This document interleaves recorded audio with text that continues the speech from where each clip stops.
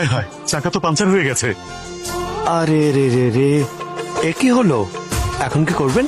আহ, তুমি আজকে ওকে নামিয়ে দাও। বাই বাবা। কাল থেকে তো আপনিই যাবেন, তাই না? প্রতিদিন টায়ারের হাওয়া তো ছাড়তে পারবো না। ও, কি বললে?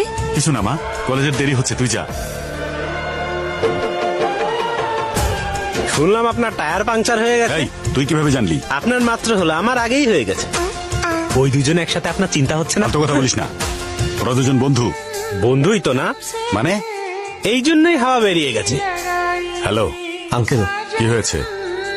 ওয়াদা রক্ষা করার জন্য সবকিছু করতে পারি তাই খেলছিস? আন্নুর বিয়ে ঠিক করে ফেলেছি, এটা জেনেও তুই আমাকে পেরেশান করছিস। আঙ্কেল, আপনাকে ইমপ্রেস করতে পারলে আমার লাভ। আপনাকে বিরক্ত করে কোনো লাভ নেই। আপনি বাবার চোখে দেখছেন, তাই আপনার কাছে এমন মনে হচ্ছে। যদি বন্ধুর মতো ভাবতেন, তাহলে আমার ভালোবাসা পাইয়ে দিতে আপনি সবকিছু করতে পারতেন। আরেকটা কথা আঙ্কেল, আমি